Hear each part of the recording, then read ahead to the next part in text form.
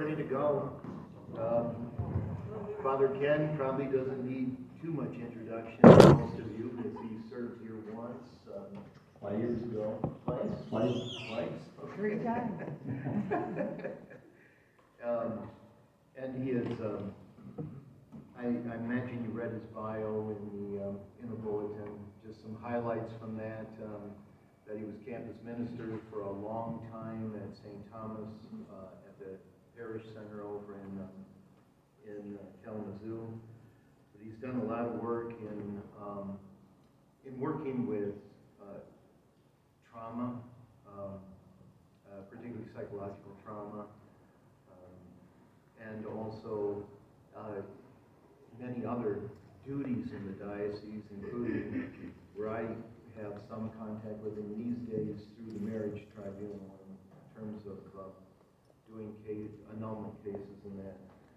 So I'm going to let him take over. This is our first healthcare and spirituality talk of the calendar year. We won't have one next month because we'll be already in Lent. And we'll begin our series of Lenten talks on Mondays throughout the season of Lent.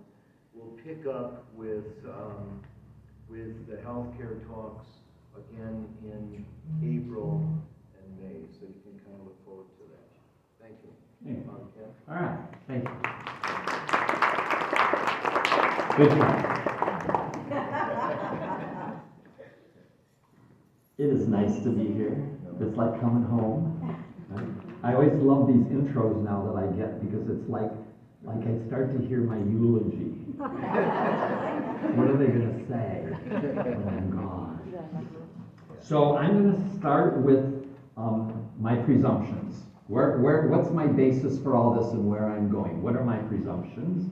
And I have 4 presumptions that I'm going to start with. All right. The first presumption is a person is a system. What do I mean by that? That we're a whole bunch of different parts that we could call them, all right? So we're comprised of both mind and body and spirit, all right? We're not just one of those. If we were just a body, right, the body goes and there's nothing left, and yet we believe there's more to us than our body. We're a body, mind, and spirit. That's one way to think about it. Second way to think about it as a system is that we can talk about how we think, how we feel, and how we behave. Our actions, our affect, and our emotions, right? That's all a system, and they all affect each other, right? How you think affects how you behave. How you feel affects how you behave. How you behave affects how you feel, right? It's a system, right? And we also are comprised in a kind of a little more philosophical way of a past, a present, and a presumption that there's a future, right? Can't prove that there's a future, but we all walk around like there's going to be, right? I mean, we all think there's going to be a tomorrow, right? We presume that. And we presume not only is there going to be a tomorrow, but that we're going to be in it, right? So we have this presumption. So now take all those layers and build them on top of each other, and as a system, do you see how complex we are, right? We have all this complexity that makes us who we are. How we're thinking, how we're feeling, how we're behaving, what's in our past, what's in our future. We think, we hope, right? How we think, how we feel, that's all of us. And that all of those system parts are affecting one another.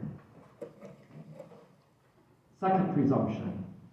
Anything that happens in one part of the system affects the rest of the system. Okay? It's system dynamics. Isn't that a clever name? System dynamics. But that's what it is, right? Anything that affects any one of those pieces eventually affects the whole system, right? And so we can come at it psychologically, we can come at a problem spiritually, we can come through emotions, we can start with how you behave. All of those eventually will affect the whole system. Each of us in our own way will react to those in different things. As a therapist, one person I can work with in a very cognitive way. Let's talk about what we're thinking, but another person, it doesn't work very well. We have to come at it through their emotions, right? But eventually, we'll get to the same thing. Okay? Anything that happens in the system affects the whole system. And how we label or think about those things is going to make a difference as well. I'm going to give one example. If we think about something that happens and we consider it benign, doesn't really have much value one way or the other. Whether I ate before I came here or not probably isn't going to have a big effect on our system. Right? On the other hand, if you're sitting here and you just came from work and you're hungry and you wish that I would shut up so that you could go home and have your supper, your hunger is not a benign issue anymore, right? It's affecting how you're going to behave, how you're thinking, how you're listening to me or not listening to me. So it could be benign. It could be something that happens that we judge to be harmful, right? I have a pain in my gut. I have an injury from a car accident, all right? We generally think of those as negative things, all right? They're harmful. I approach things that way, that are in my life that are harmful in a different way than if they're just benign. Or positive. What are the things that are affecting my system as a person positively? Like I have access to clean water. Not all the world does. I have access to education. Not all the world does. So my system is not only what I call myself, my individual, but all this around me that's also affecting my system, right? Most of which is not under my control. Sorry for all the control freaks in the room. That's the bad news tonight. All right? Now, a person then belongs to many, many systems. You have the system of other individuals that you relate to. You have the systems of the organizations that you belong to, the layers of government for wherever you live, because that varies from place to place, right? You cross the street, you're in a different government, right? Now you have maybe even different rules about what you can do or not do. I don't know what to do about this. Can you pinch your shirt? Can you put it lower?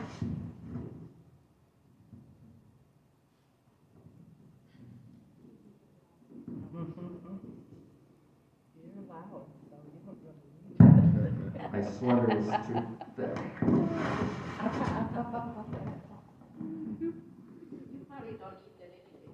Okay, well. That sounds I have All a right, all right. So, organization, what neighborhood you live in, what's your workplace, what schools you go to. Those are all systems in themselves, and you're parts of different systems, okay? Then you have, God. Right? And then church, belief, other powers that exist outside of you. Who's your boss at work, right? Are you the head of the condo association, or are you one of the flunkies that gets told what to do by the head of the condo association, right? You're parts of those kinds of organizations. And then there's forces. I don't know how I tried to think of the category. Things like gravity. You know, if we didn't have gravity, we would live in a very different world, wouldn't we? Right? The economic system that you're part of. Right? So all of these systems, big scales, little scales, multiple individuals, organizations, God, right? Therefore, this is still my presumption, just so you know where I'm coming from, the idea that I steer my destiny is largely a fiction. There's little pieces of little parts of my life and little time moments of the day that I'm steering myself.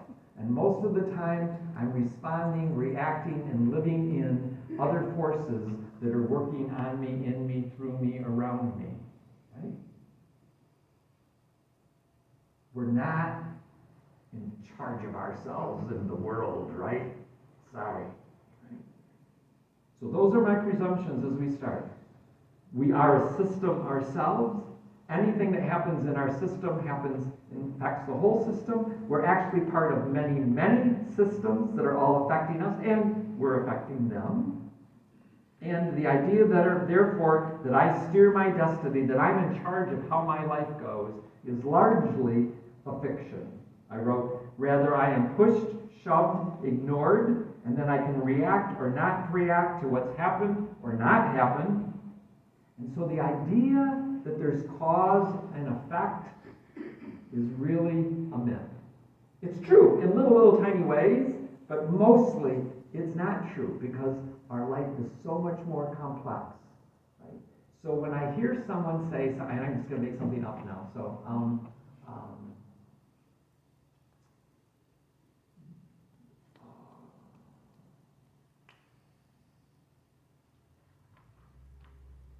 what I ate today gave me cancer. That's a cause and effect statement. Because I ate this, I got cancer. Right? Now, we all know that's not true, right? I mean, we can prove it, okay? But because I had hot chocolate at lunch, I have diarrhea tonight. May or may not be true depending on how you react to chocolate in your system, right? We treat it as cause and effect, but do you think that maybe there might be other parts of the system, what else you ate, how you had that day, how much sleep you had, what your health system is like, et cetera, et cetera, et cetera, all may feed into how you reacted to having hot chocolate at lunch and whether you have diarrhea tonight or not. You can edit that out later. It's just much more complex than people. So one principle I have, because of all this system thinking, is life cannot be reduced to bumper stickers, right? We want simple little answers, right? We got this huge problem of this, that, or that in the world, and we've reduced the answer to something that fits on a bumper sticker. I actively resist that, because the world is much more complex than what you can fit on a bumper sticker, whatever the issue is, right? So, those are the 4 presumptions that I'm starting with. In terms of then, what happens that affects our spirituality, and specifically I'm going to put it in the big category of woundedness. Being wounded in our lives, how does that affect our spirituality? I can't reduce it to cause and effect because it's so complex. But we can talk about some of the ways that it affects us and affects the whole system that we're part of and that we are ourselves. Is that making sense? Okay. I haven't lost anybody yet. No one's walked out. That's good. All right. All right. So, I think we always have good reason, and I think God asks of us to develop ourselves to be our best selves. The way God created us and intended us to be, the capacity that we have, that God has created us. And I'm going to call our best selves, in the idea of spirituality, our holy selves, H-O-L-Y. Our best selves, I also said in my talk, is holy, W-H-O-L-L-Y. Our complete selves, our complex selves, not my reduced to simplicity self, like this is my job, that's who I am. Well, I hope I'm way more complex than simply whatever my job is. Right? I think I am. I think you all are. Right? So our holy selves, our integrated, our complete, our complex self is also, in our best self, our holy self, H-O-L-Y. What God has created us to be and intends us to be and gives us the capacity to be. Because if we go the opposite direction and say, God wants us to be a certain way or to do a certain thing and doesn't give us the capacity to do that, that's cruel. Think about that, right? I want you to be a world-renowned chemist and invent what saves us from cancer. But you know what? I'm also going to make you so that you really suck at chemistry. That's cruel, right? I mean, if God's giving us a mission or a task, whatever we want to call it, God's going to give us the capacity to do that. Now, God might not give me the capacity to do something else that I'd like to do or would enjoy doing or whatever, but God is going to give me what I need to do what God wants me to do. I firmly believe that. Does that make sense? Anybody want to argue with me? No one wants to argue with me yet? Okay, I'm kind of, okay, I'm just itching. Okay. So, to be our best selves, to be our holy selves, we want to strive for good physical health. We want to strive for mental health. We want to strive for healthy spirituality, because we're all of those systems, right? It's not just one or the other. It's all of those things. We want to include tools like relaxing, counseling or therapy, prayer, faith in something that's greater than myself. Those are all tools for that. And I want to belong to groups and hang out with people. I want to be parts of systems that I can choose that are positive and healthy and have spiritual values. Who we hang out with makes a difference, right? If I'm trying to be my best holy self and I hang out with a bunch of criminals, it's probably not going to go so well. It's going to be a lot harder anyway, right? If I hang out. That's why we have church, folks. So you can hang out with other people that are a system that share some of the values that you also claim to share. We hang out with those people on purpose, right? So that we can reinforce and be strengthened in that. When we're wounded, when we're hurt, however you want to characterize that for the moment, it leads to lack of integration. Okay? The woundedness, the hurt, the pain interferes with being healthy. I mean, that's almost like a statement that you hardly need to say, right? But bigger, because the wounds don't just affect how we think the wound affected us. I got a cut, or they hurt my feelings. It ends up affecting the whole system. And if it's affecting my whole system, it's also affecting every system that I'm a part of. So that I didn't write it down, but there's a thing called the butterfly effect. Some of you shaking your head, you know that, right? That supposedly that they can show that the wings of a butterfly flapping in one place can affect the storm system someplace else on the planet. Right? And we go, whoa, that's a mega butterfly, right? But if you think about systems in the way that I've described system built upon system about system, it's affecting this, that, and this, and that, and all those people are affecting this and that, and this and that, and all of a sudden, you have a major effect because the butterfly flew from here to there. Or I blew my nose in the wrong direction, or whatever it is, right? I mean,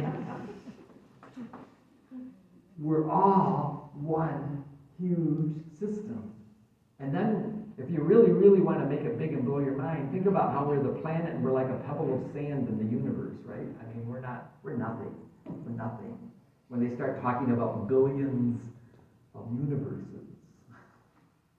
Or no, not universes. What's the space jump? Oh, yeah, universes. Yeah. But we're all affecting it. So what's the Earth? Well, bigger than solar system. No, just like the Milky Way is a galaxy. Millions and millions of galaxies that make up the universe. Thank you.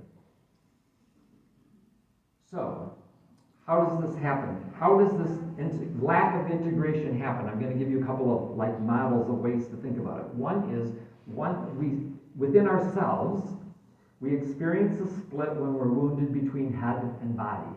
They aren't integrated so well anymore. So that the head can be saying one thing and the body is doing another thing. Right? I really want to eat healthy. My mouth is doing something besides what my head is saying, right? My body shows that, right? You know, I think exercise is a good idea, but I actually have to behave that way, not just think that way, right? Thinking about exercise does not do much, right? You actually have to do it. When we're wounded, we lose the integration, so we can think one way and feel another way in our body, or physically behave another way in our body besides the way we're thinking. We're not integrated. Now, sometimes we call that contradiction. Sometimes we kind of judge it, we call it hypocrisy. We hate hypocrisy, don't we? Right? You say one thing and do another. That's not integrated. Right? You say one thing, but you do another thing. It's not integrated. They're not consistent with one another. Mentally, we can experience a split between our thinking and our feeling, between how we think and how we have our emotions. And they're much more connected than most people think, because the fact is you can't, sorry, I'm going to now contradict myself, because you can't think yourself into a feeling. All right? I want you all right now to feel really happy.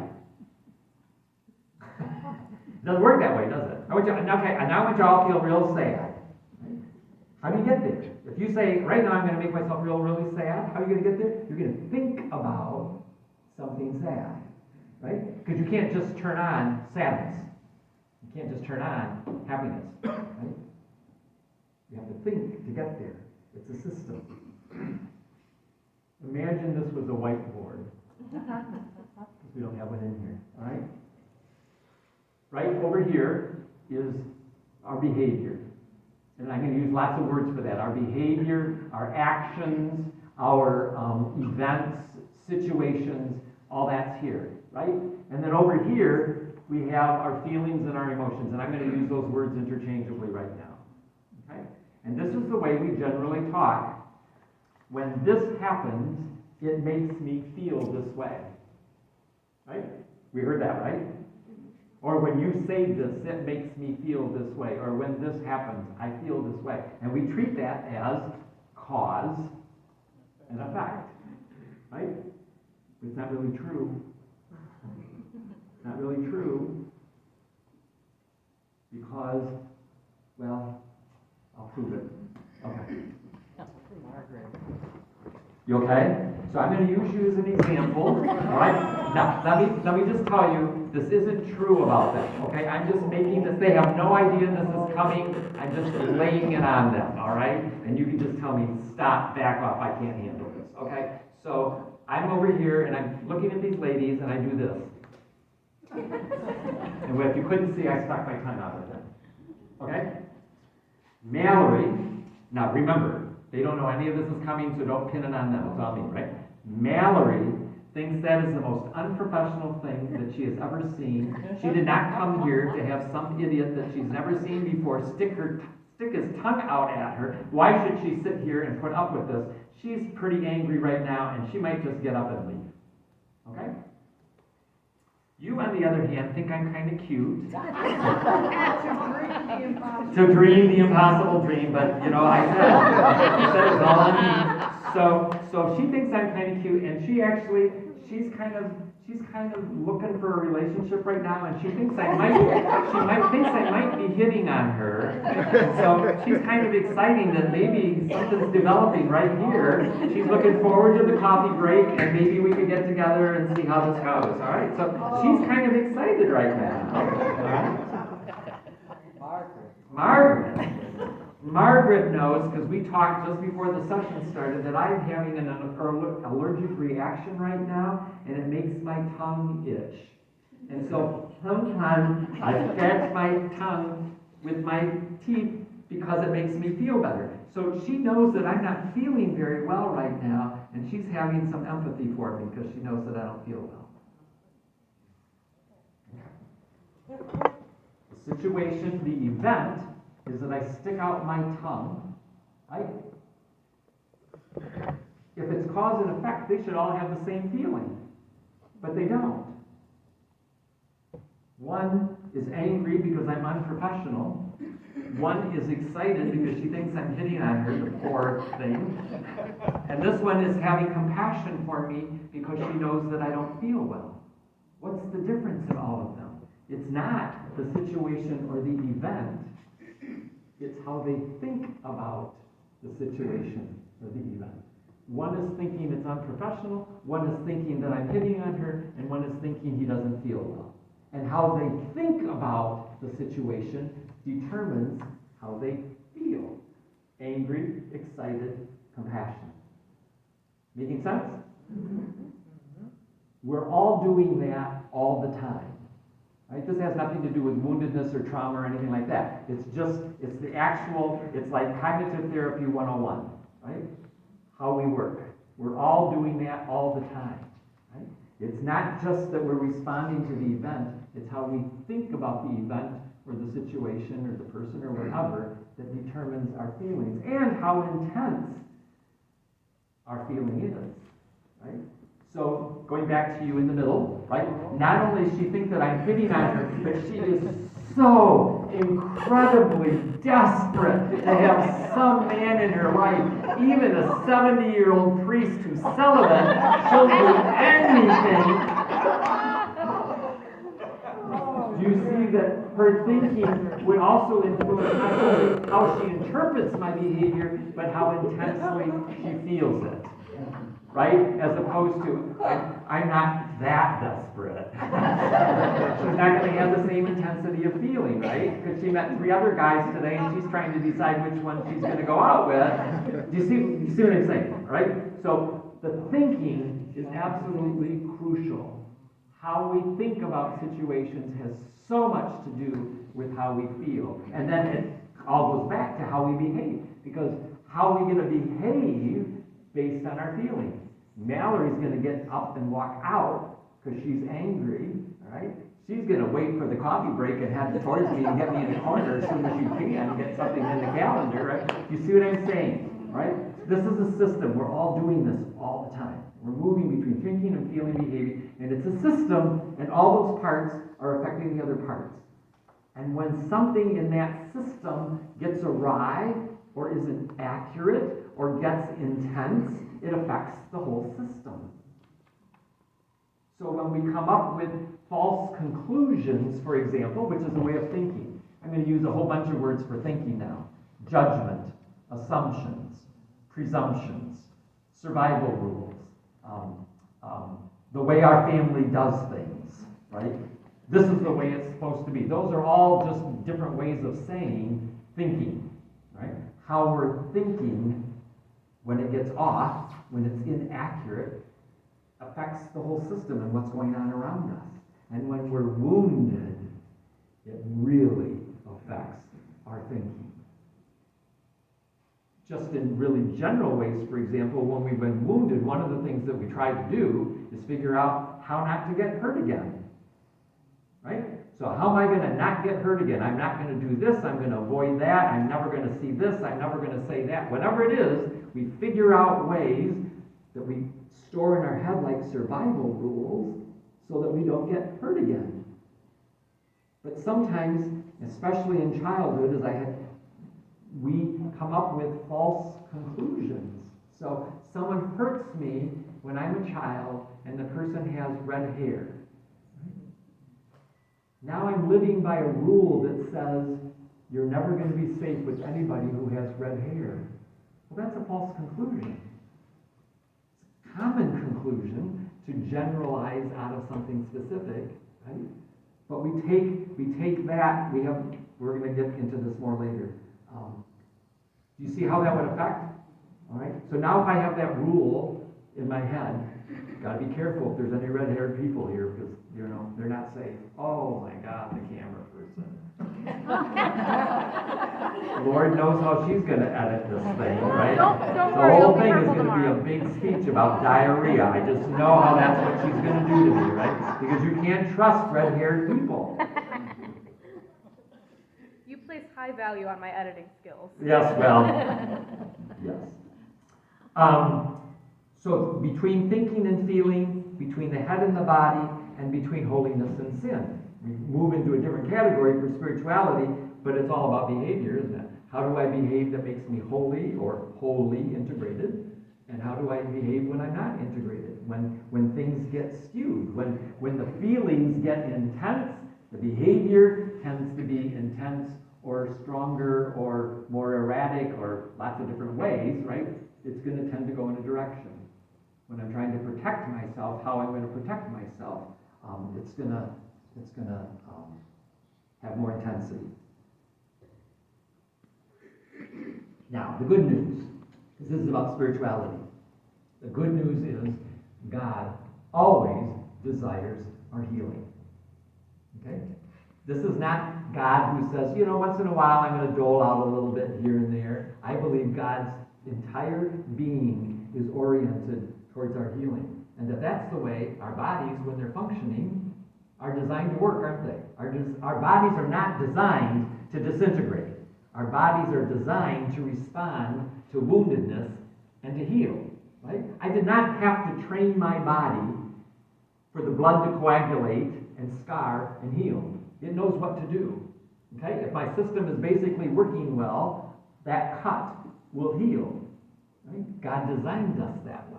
God designed us, I believe, even to restore our mental health when we get off. We get things and we do things that get in the way, but the actual system, if we can trust the system, we're designed to heal. Right? I think that's really good news. And if you think about Jesus, it's what Jesus consistently did in his ministry. Two things. Teach and heal. Teach and heal over and over again. Sunday's reading, the end of the line was, and Jesus went through the towns and villages teaching and healing the people. I mean, I was like, wow, I guess I'll use that line in the talk. It was right there, right? God always desires our healing.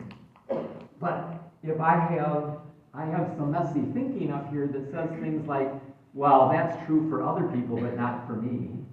God doesn't really care about me, or God wouldn't really want to heal me. important, or I'm not good enough, or all those kinds of thinking, that's gonna interfere. My thinking is gonna interfere with my healing process. So the things that are right in front of me that might be available for my healing, I might not be taking advantage of because I don't really believe that I will get anything. You know the helicopter story? There's a big flood, and the flood is coming, and the people are going through, and they're saying, people, you need to get out of here, you need to get to a place of safety, and this guy says, oh no, it's not going to be that bad, I'm going to stay here in my house. And the flood comes, and it's getting worse, and the man has to move up into the second story of his house, and the people come through again and said, you really need to leave, this flood is getting bad, you need to leave. He said, oh no, God's going to take care of me, God has got this, right? And no, I'm staying here. No, the water keeps rising. He's now up on the roof. The helicopter comes overhead, and the helicopter's like, sir, please get into the boat, because the flood's going to keep going. No, God's going to take care of me. God's going to take care of me. And the man drowned. And he gets up to heaven. He says, God, what happened here? You were supposed to take care of me. God says, I sent you 2 boats and a helicopter. What do you want? But if you don't see it, right, if you got your idea of this is the way it's supposed to be, or this is how God's going to do it, then I might be missing what's right in front of me that God is giving me in terms of grace, Holy Spirit, however you want to describe it for yourself. God is giving us the healing. We may or may not be taking advantage of it. Therefore, my conclusion, trauma and all kinds of other injuries, but trauma is what I'm used to talking about. Trauma and all kinds of injuries, all kinds of suffering, they interfere with the work of the Spirit. And the good news is the Spirit of God is stronger than any of those. The Spirit of God is stronger than any other force that's interfering, causing us injury, causing us suffering, causing us pain, right? And that's whether it's big systems, like all of us living through a pandemic, right? Talk about a system that affected everybody, right? Health policies, lack of access to health care, all those things, they're big systems. But the Spirit of God is stronger. So we're in a system, but we're part of a great system called God, who encompasses all of us and has more power than any of us have. Right? With me? Okay. Third part then. Going to get into some specific dynamics that interfere with our wholeness and our holiness. And I'm going to talk about 3. And I already did a lot of number 3. So we'll continue with that one. When we have distorted thinking, cognitive distortions is what I'm used to calling them, so I'll probably slip and say that again. But any kind of messy thinking, any kind of false conclusions, any kind of presumptions that are inaccurate, any kind of generalizations that we make that are just generalizations but not always true. Any of that stuff interferes with our healing and our integration.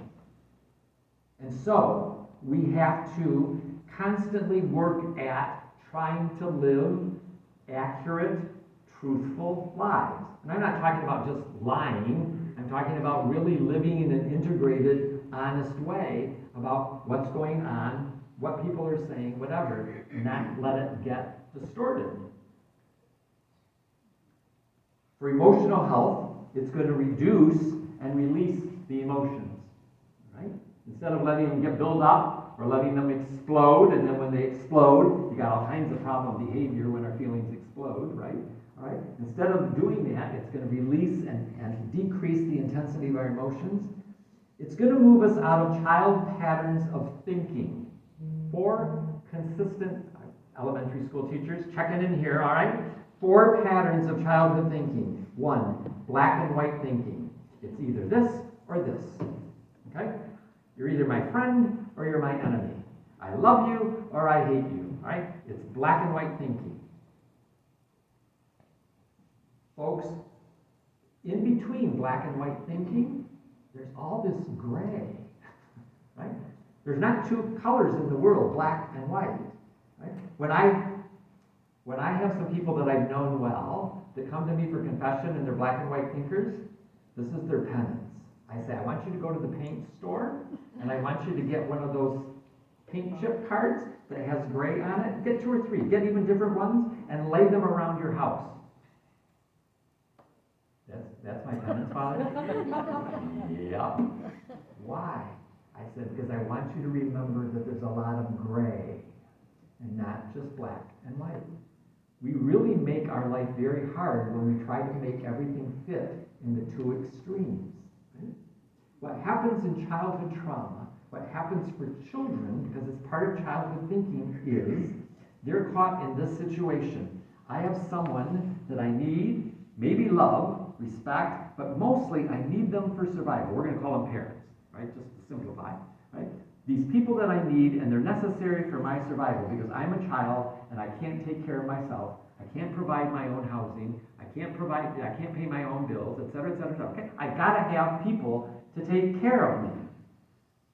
And these same people are hurting me. Okay?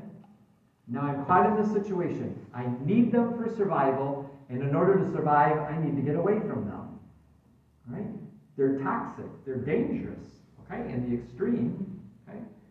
And the child's caught between those two. And the best I can tell you out of my 25 years of experience with childhood trauma survivors is children will always choose to keep the relationship. As best they can, they will try to keep the relationship because it's for survival.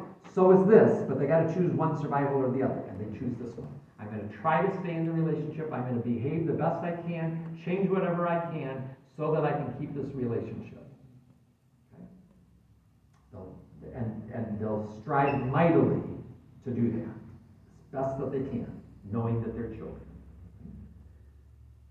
But they're left with this, right? Which is still all the feeling, the anxiety, the hatred, the fear, everything else that's going on in this relationship because I'm being hurt or not being cared for, I'm being neglected, I'm being abused, whatever it is. I still got all this over here while I'm trying to keep this relationship, right? And what do I do with all these feelings? I learned how not to feel.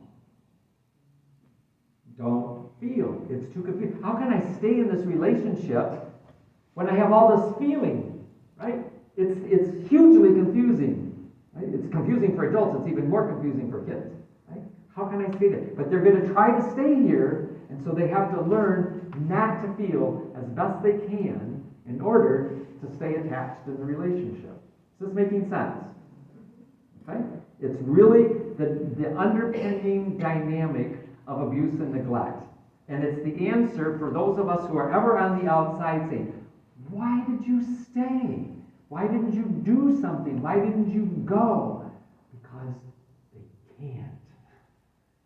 They need to stay to survive. Right? The best they know in their heads, I need to stay to survive.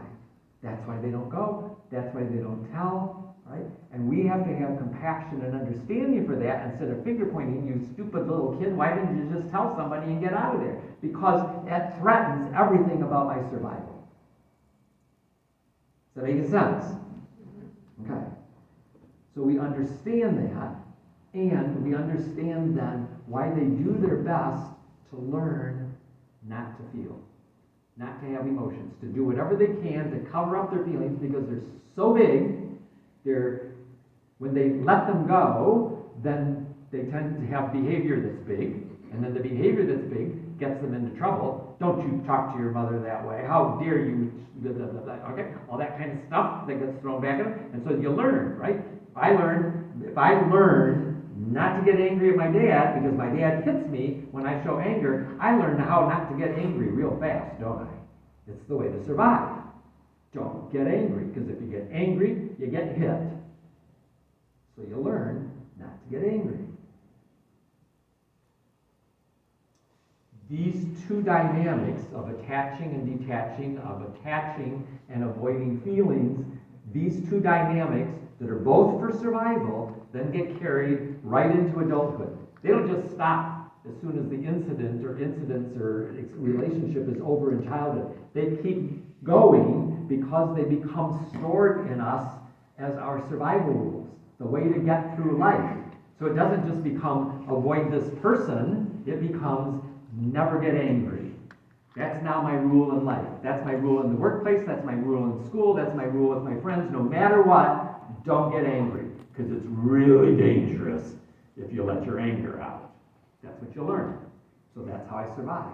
So it's not just in that specific relationship, but we generalize that into a survival rule, and then we keep trying to live that way, except it's not integrated, because that's not the way the whole world is.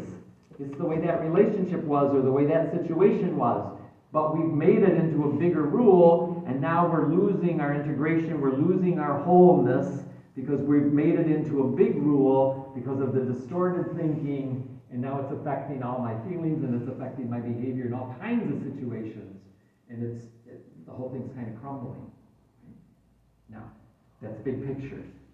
In reality, it tends to be survival rules that get lived in some particular kinds of ways and not in other ways. I'll give you a couple examples. So, when I was finishing my counseling degree, I worked at a psychiatric hospital.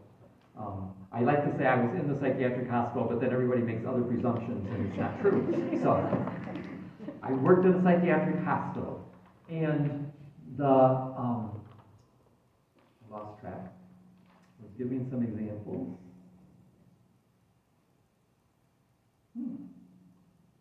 This is the dementia part that's really Yes, stay in the moment, stay in the moment.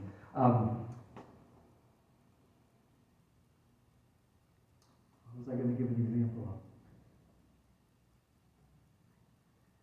Oh, the particularity. So, for example, people may be functioning very well in large areas of their life, okay? But in another area of their life, it's not functioning very well.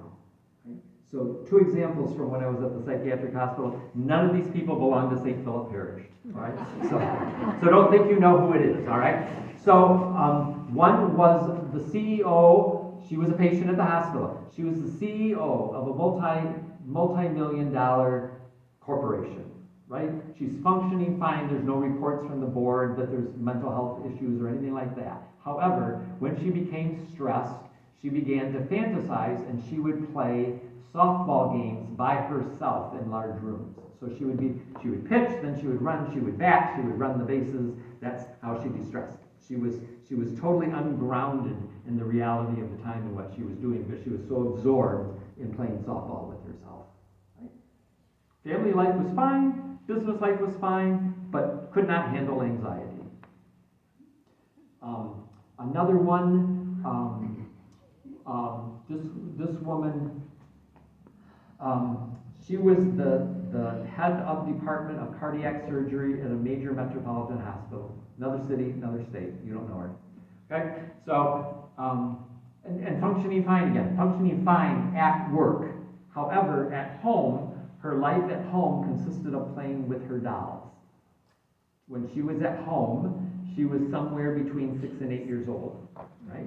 So this is called an extreme case of dissociation. All right? They're not grounded in the reality of the moment. It's like they're somewhere else, or like they're a different person, right? And so we didn't even know this was going on for a long time, because the reports that we're getting, are highly functioning, right? She's cardiac surgery, all that fine. She showed up at the doctor's office one day, not as the highly functioning adult. She showed up one day at the office as the 6-year-old. She's presenting, she's talking like she's behaving like she's a 6-year-old. Why? Because her trigger to switch from one to the other was a bridge that she would drive over on the way home. And when she would drive over the bridge, she'd convert to adult, she'd be fine at work, she'd drive over the bridge on the way home, and she would be the child. And that day, there was a construction project, and she didn't cross the bridge before she got to the doctor. And so the trigger was different, and therefore she showed up. And that's the first time that we got a sign of what was going on and why it was going on. She had no sense. So in extreme dissociation, the person doesn't even know they're dissociating. What we want to do over time, without going into all this is that we want to integrate that again. There's that word, see? Most of us are relatively integrated people. We all have our moments, right? Have you ever had a situation where someone says to you, like you just did something, like, what were you thinking, or like, how, in therapy we would say, like, how old did you feel like right then? And people will give you an answer to me, I felt like I was 16 years old, all over again, right? That's a moment of disintegration, disassociation. It's mild, right? Because you know you're the same person. In extreme dissociation, it's like they believe they're a different person, right? I'm Ken. And I'm Fred. I love hunting. I love possums. But I'm Ken, and I would never touch a possum, much less eat it, right? There's a dissociation. Right? It can be very extreme. It's simply a way of dealing with extreme feelings. So I'm interviewing a new patient. She's coming in for the first time, and she is presenting one of the reasons that she's there. She lives alone, and she's come in because, now I want you to think about this, of this happening to you. Someone is breaking into her apartment at night while she is sleeping and cutting her. So she is waking up in the morning with cuts on her arms. And in one case, recently, they actually cut a word into her arm. She is terrified, right? I mean, she has no idea who's doing it. She doesn't know how they're getting in. She doesn't know what's going on. She has presented herself. And so I'm doing the interview, and one of the things that I ask her in the standard interview is, do you have any dissociation? And she's like, what's that? And I said, you know what? If you don't know, we're not going there. I don't need to introduce something new to you, right? Right? But about 3 minutes later, she does this little tick, and it's kind of common to have a tick, and she just does this thing with her head like that. And it's a common thing that I see with dissociation. And I just said, so who am I talking to?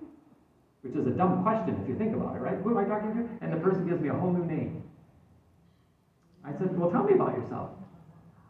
I'm the angry one. Oh, I said, why? She says, she can't handle anger. I handle all the anger. And what's the anger one doing? Cutting her. Cutting her. No one else is breaking into her apartment. She's doing it herself, but because of the association, she has no awareness of the one and the other. In fact, this is what happens. So I talked to her for a couple more minutes, and I said, so I'd like to talk to whatever the other person's name was. I'd like to talk to her again. It's been nice talking to you. I'm sure we're going to talk again. She said, oh, I'll go now. But don't you tell that bitch I'm here. And then the conversation resumes with the first person as if that other conversation had never happened. There wasn't a pause, there wasn't a change, anything, right? That's dissociation. All it is a very convenient way to deal with uncomfortable feelings. Someone else does that. Someone else is responsible for that behavior. Someone else thinks that way because I'm the good person or the whatever person I am. I wouldn't do that. I wouldn't think that. I wouldn't behave that way. That person does that. Now, how do I help us understand that that's simply an extreme of something that we all do? When you go to a movie theater and you're watching the movie, do you sit there and watch the movie and the whole time say, but this is just a movie, this is just a movie, it's not real, it's just a movie? No, you enter into it, right? I mean, if something as scary is happening on the screen, you're having a feeling of fear. The first time the shark jumped out of the water in Jaws, I about pooped my pants. I did not say, oh, this is just a movie and that's just an image on a screen. No, I said there's a shark attacking me, right? That's dissociation. I am not grounded in the true reality of the moment, which is that I'm in a theater. We suspend that for a while, right? On the other hand, we can use it to our advantage. So if I'm getting really scared and there's blood and guts all over the place, I say to myself, Ken, it's just ketchup, right? Because I can't handle all the blood and guts. That's too much. It's overwhelming, right? So I have to get myself grounded in the reality, which is that's not real. It's just ketchup, right? That's how I help myself, because I don't like being scared. Being scared to me is not entertainment, okay? But it is for some people. That's okay. We do that. Now, a little bit more beyond that of how we kind of dissociate without thinking of it in a negative way. Let's see who. Deb. I know Deb because she's my cousin. So I'm just going to pick on Deb for a second. So Deb, do you talk to Dave, her husband, the same way that you talk to Jennifer, your daughter? No. And do you tell Dave things that you wouldn't tell Jennifer? And maybe tell Jennifer some things that you haven't told Dave. I don't know, I'm not worried. You don't have to answer that one. Okay? You don't have to answer that one. Okay. Do you talk to the people that you worked with the same way that you talk to Dave? Did you talk to your mom and dad the same way that you talk to Jennifer? Are you the same person that talked to all of those people? Yes. But see, do you see how we do things a little bit different? We adjust, right? We don't say that that's 7 different Debs, right? Deb has just learned how to manage that I have different ways of relating, speaking, vocabulary-wise even. You know, you're talking to your 2-year-old isn't the same way that you talk to an adult person. We manage all that, and we keep that integrated, but we don't think that we're different people. We just respond to different people in different situations in different ways. Right? We all do it, right? Reasonably healthy way. That's the way. I wouldn't want Deb talking to her children and her husband and her coworkers the same way. That would not manage well in the long run, right? Thank you. So we kind of do that. What we want to do with dissociation as an extreme is that we want to integrate all that person. What we do with dissociation is to help them understand that's all different aspects of you and your personality, and you just made them rigid and kind of identified them differently. But they're really all you, right? How do we do that sometimes in spirituality? You know, we picture or think about the devil's on one shoulder and the angel's on the other shoulder. The devil's saying do this and the angel's saying do this. That's the same thing, right? It's just 2 parts of us arguing with each other about which way we're going to go. Eventually, we try to integrate that and make a decision that we can live with and that our behavior is going to flow from that. So, how does this all affect our wholeness and our holiness? An attachment ambivalence, this back and forth, this black and white thinking, this childhood thinking. Well, let's go back to childhood thinking. So we started with black and white and attachment ambivalence, okay? We have to learn how to integrate that. The goal of life is not to have no ambivalence. The goal of life is to live and manage our ambivalence.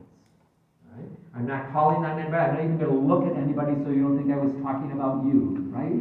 If you're married, are there things that you really like about your spouse? And some things that just still irritate you after all these years? Right? That's ambivalence.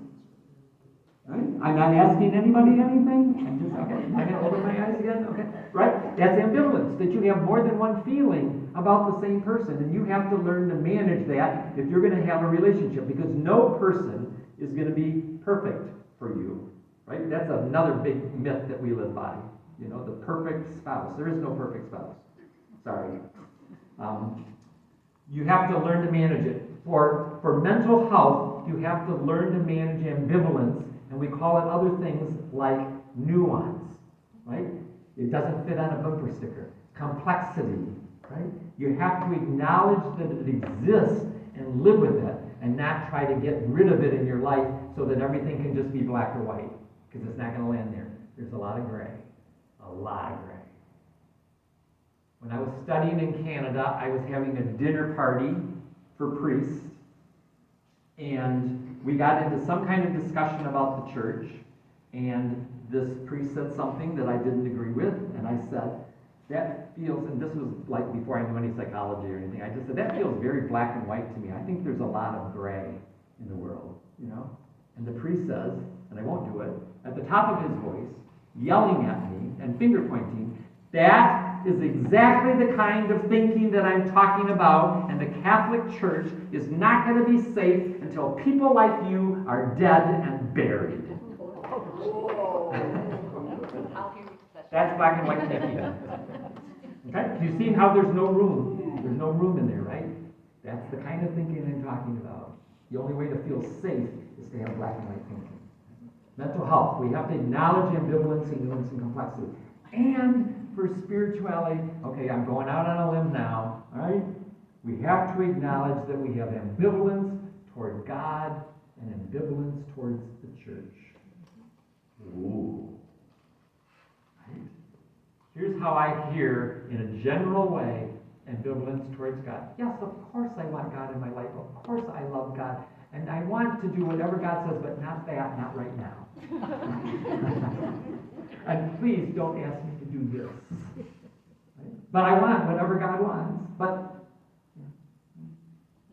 that's ambivalence, right? We want God in our lives, but not completely, not so much, not all the time.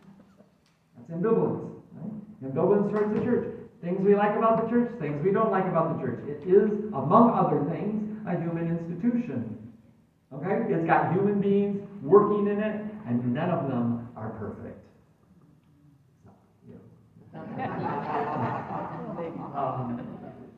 So it's going to have its good points, and it's going to have its bad points, and it's going to have its high points, and it's going to have low points, right? We're going to have ambivalence towards the church. It's just there. And to acknowledge it rather than thinking that I have to treat it like it's a perfect institution, we're going to run into a problem, which is we're going to keep bumping into the ways that it's not. And then what do we do with that, right?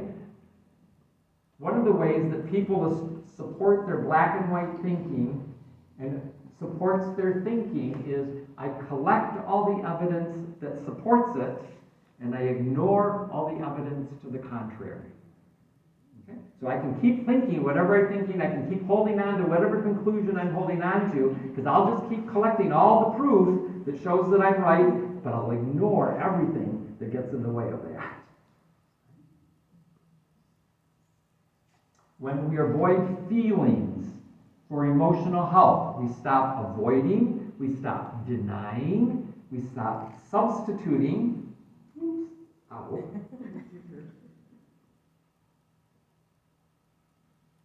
The ways that we avoid feelings, let's just name some of them for fun. Some things that we do to avoid our feelings. Just call them out. Go running. Go running. Ignore. Ignore. Avoid. Laughing. Gamble. Drink. Use drugs. Use porn. Have sex. Don't have sex. Comfort eat. Comfort eat. Comfort eat. Sleep. Right? Go on social media. When we do this in the group, I'd say a minimum of 30. We don't have any trouble getting there. Right? We have lots and lots of things. Just think for yourself, just to know yourself. What are things that you do when you're having a feeling that makes you uncomfortable or that you don't like? What do you do? How do you behave to deal with that feeling? Right? And over time, some of these things lead us to really bad habits. Some of them even lead to addiction, depending on what they are. Okay?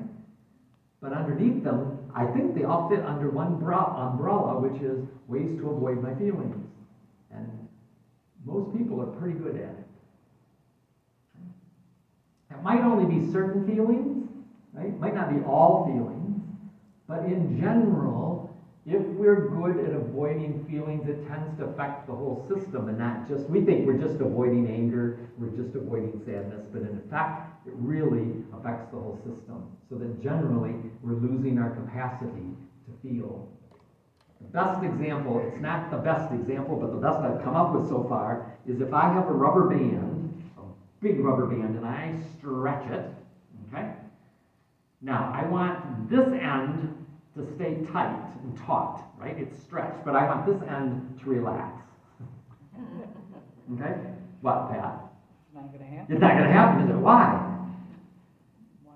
Because they're connected. Because it's all one rubber band, isn't it? Right? I can't relax one end and keep the other end taut. It's the same thing with feelings. I can't say that I'm going to avoid some feelings, but the other ones I'm going to have just as much as I want to have. No. It's all of a system, and as we lose the capacity to feel, we lose the capacity for all of the feelings, not just the ones that we're picking.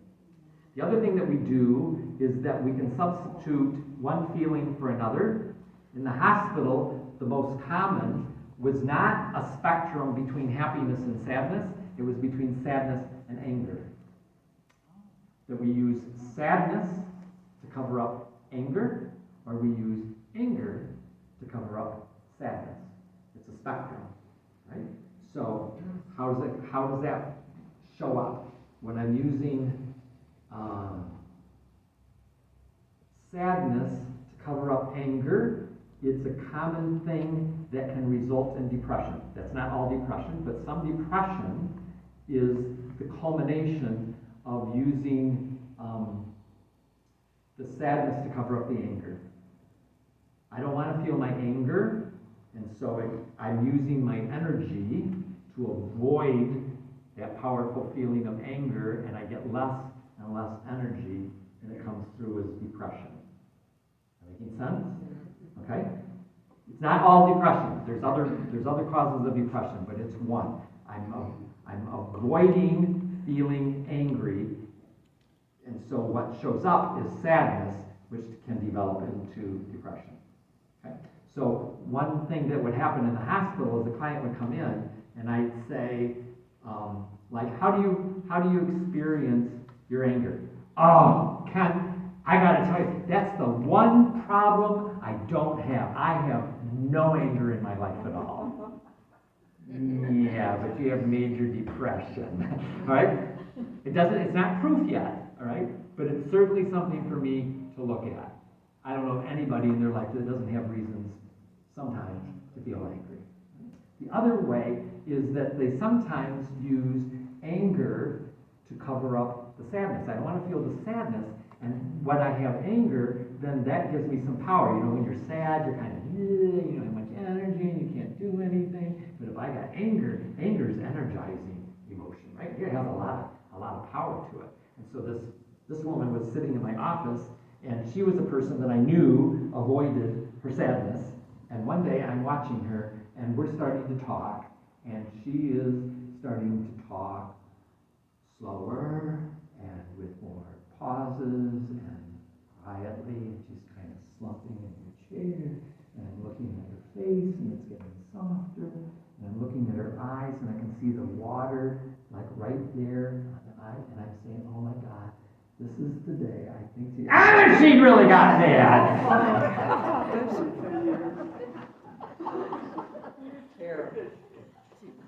Is there any sadness left in the room? No, it just blew it right out, didn't it? Right? Very effective. Did she consciously know she was doing that? No. But the point is it works, right? If I can get my anger up, it's a great way to get rid of that feeling of sadness. So sometimes we substitute one feeling for another feeling. So avoiding feelings. For physical health, it's really good to learn how to feel our feelings for physical health, because when we avoid our feelings and we keep our feelings inside, then we have things like, what do we call that? Heart disease, migraine headaches, GI issues. I mean, all kinds of physical symptoms that go along with avoiding our feelings. It's not healthy. Right? In terms of spirituality, depends on when you were raised. This is changing for people, but when I was growing up, you were taught not to feel when you pray. Don't feel. That just interferes. That just shouldn't be in your prayer. St. Ignatius says you start with the feelings. That shows where you're at. That shows what's going on in your life. Start with how you're feeling right now. That's a good place to start, right?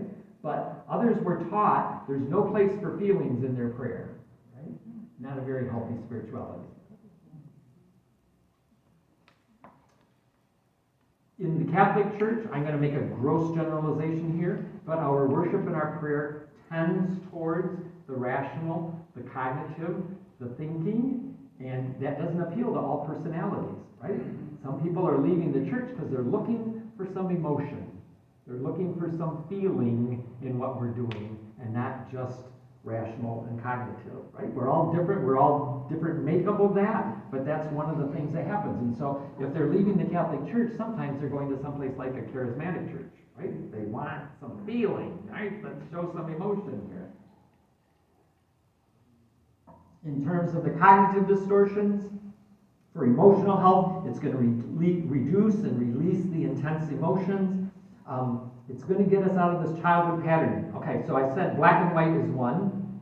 Second kind of childhood thinking is magical thinking, right? It's not logical, all right? It's magical thinking is what's under Santa Claus, right? There's no reality basis to that. It's a magical thinking that somehow some one person could get around all the world and get everybody gifts and keep track of. I mean, That's a lot to believe, right? But it's magical thinking. Concrete thinking. This is the one thing I wish that they had told me, and I teach all the new priests now.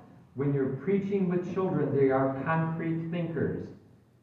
They can't handle metaphor and symbol. They don't think that way. If I say to a first grader, Jesus is the light of the world, he's a light bulb. I was doing the Christmas Children's Mass at St. Tom's, and I said, Jesus comes to make his home in us. And the kid says, I'm not gray. But what do you think the color of his house is? He has a gray house. Jesus comes to make his house in us, so I must be gray like my house is gray, right? I mean, that's concrete thinking. It's not metaphor. We don't understand metaphor, symbol, all that stuff. Kids don't understand that, right? But I'll tell you how much, just listen sometime with that category in your head. Our preaching is loaded with metaphor and symbol. But that's not how kids think. So most of the time when we're preaching to kids, they don't understand what we're talking about. And I have a great story that I'll save if you stay late about children preaching. And children are naturally self-centered, right? We don't send them to therapists for that unless they don't grow out of it. Right? But in the beginning, they think they're the center of the universe. Everything is about them. And it is from their point of view, right? Because they're involved in all of it that they know about, they're involved in it. So it must be about me. Right? And so they naturally take on the belief and the guilt or the what's the opposite side of guilt? The pleasure, the reward for anything that happens. Because it's all about them, because they're the center of the universe. So this is a true story. It's a sad story, really. I knew a man who, when he was 12 years old, the family was coming to the table for dinner, and he pretended to his dad like he was a waiter. And so he held the chair for his dad, and the dad went to sit down, and he pulled out the chair. Okay? Dad falls down. Ha-ha. Dumb childish prank, right? Dad's not hurt. Dad's fine. Dad died the next day. Not from that. But in childhood thinking, what? He killed his father. And it wasn't just like until he was 13 and he figured it out. I met him when he was 35. That's when he figured out that for the last 20 years and plus, he had lived with the belief that he had killed his father. Can you imagine that? I mean, living with that idea, right? But that's right out of childhood thinking. Because it's me, it's cause and effect, right? I pulled out chair, Dad died. And people make those connections all the time, and it doesn't have to be the immediate next day. I mean, that could have been 3 months later, and he figured out I killed my dad because if I had not pulled out the chair, he wouldn't have died, right? Or the next year, or the sister who didn't eat peas at that meal, and she knows that she was supposed to eat her peas, and she didn't eat her peas at that meal, and then dad died the next day, and if she had just eaten her peas, her dad wouldn't have died. We have those. People make those connections that are just totally erroneous connections, like they're cause and effect, and then because they're self-centered children, they think it's all about them and they caused this or did this. And so when you have childhood trauma, here's a major piece of information. When you have childhood trauma, the children believe it's their fault. It's their fault that this is happening. It's their fault that it didn't happen. It's their fault that they were neglected. It's their fault that whatever. Because of the childhood thinking, their deep down belief, the deepest therapeutic issue that I deal with childhood trauma survivors is the belief that what happened to them is their fault and they caused it. And if they had just done something different or behaved differently or had better grades or weren't so pretty or whatever it is, then that wouldn't have happened because it's their fault. Very, very hard to overcome that. But it's all rooted in childhood thinking, that self-centeredness. Other things we just call not being logical, like generalizing, right? So I gave the example in the beginning. The person with red hair hurt me. All red-haired people are unsafe. That's generalizing. It's taking a single instance and it's making it into the big rule. Personalizing, right out of self-centeredness. It's all about me, right? I was a bad mother because my children are getting a divorce. Maybe it has something with the two of them. Maybe it's not you, right? That's personalizing. Catastrophizing is building a mountain out of a molehill, right? I took a test yesterday. I worked in campus ministry, so I'll talk about college students. I took a test yesterday, and I didn't do very well. I'm going to end up all alone, living with my cats for the rest of my life because I didn't do well on the test. I'm not going to pass the class.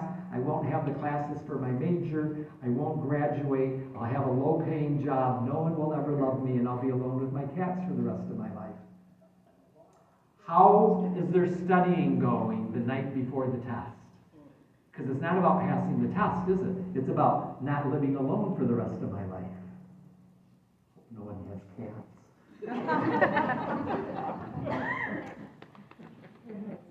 Mind reading. Okay, relationship. No one has to raise their hand.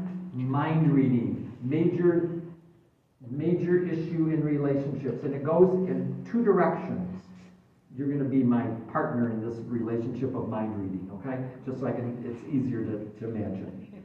Either Sandy should know me so well that she should know what I'm thinking and I shouldn't even have to tell her, right?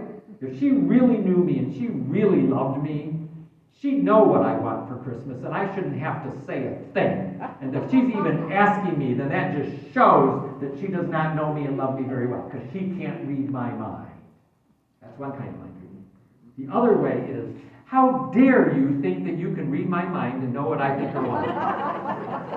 Notice that either way she doesn't get out of it, does she? Either way, the mind reading goes both directions, but it's always a lose proposition for the other person. If they're reading my mind, they're wrong. If they can't read my mind, they're wrong. Mind reading gets in a lot of relationship problems. Okay? There's other patterns as well. In spirituality, the distorted thinking also occurs in relationship to God. Okay? The image that we have of God, how we think about God, what we believe about God, what we believe God will do, won't do, can't do, etc., etc., etc. All those beliefs that we have that probably aren't even very well articulated in our heads, but we're operating out of them all the time. They have a big relationship with how we relate to God. Okay? And we're all a system, and how we believe and relate about God affects how we relate to other people, etc., etc., etc., because we're all one big complexity of all these different things. So we come back to my major presumptions at the beginning. So, 3 points for tonight. We will be healthier and happier and holier people when we learn to live with ambivalence and complexity, when we learn to feel and manage our emotions, and we think clearly. It sounds pretty simple, doesn't it, when I say it that way? Yeah, that's all we have to do, And feel and think clearly.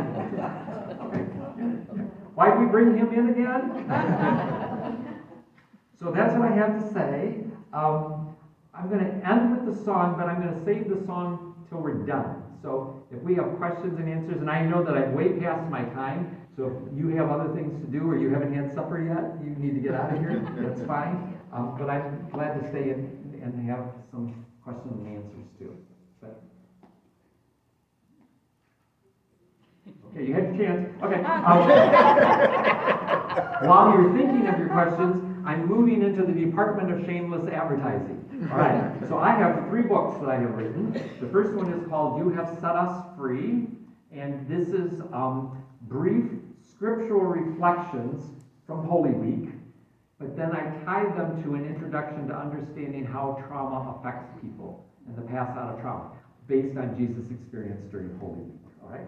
The one thing that I can say when I've given this, or trauma survivors have bought this, is they said, tell people not to read it all at once. I mean, you could sit down probably and read this in an hour. Emotionally, if you're a trauma survivor, don't do that.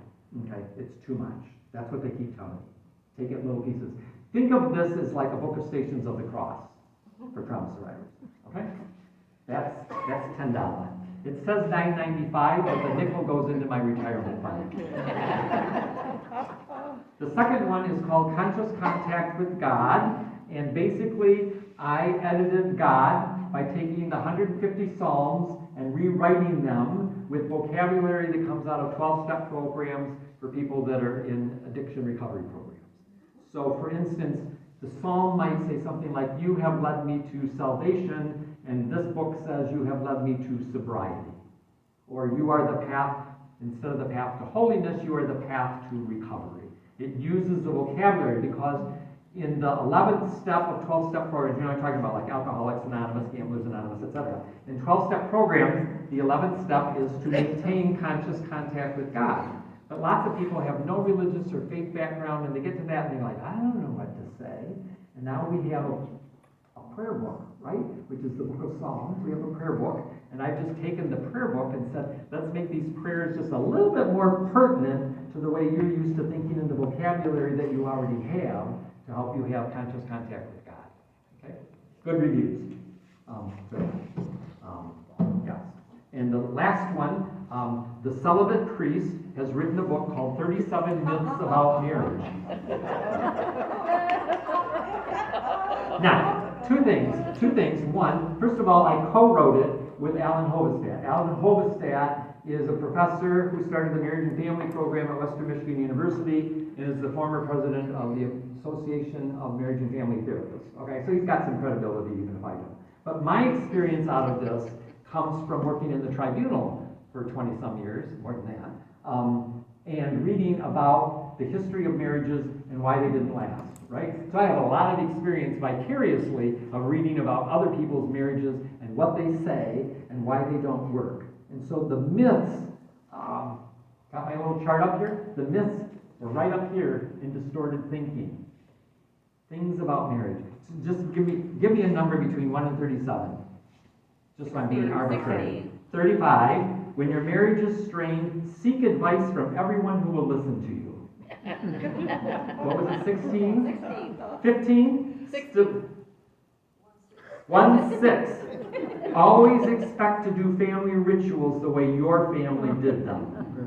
Right? Except there's two people in the relationship, right? Oh my God, I had this knockdown, drag-out fight in my office between whether we were going to have ham or turkey for Christmas dinner. Right? Because of this. Their family always had ham, and their family always had turkey, and neither one was willing to give way, and I said, have salmon.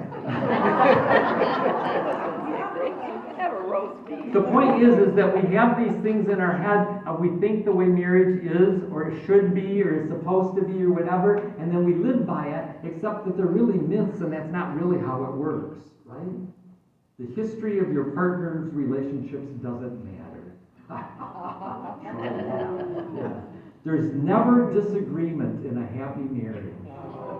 I'm serious. These are all things that people have said right in front of me. Right? This one. No one lives by this one. Conflict will take care of itself if you wait long enough.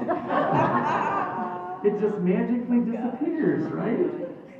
Your spouse is always the cause of the financial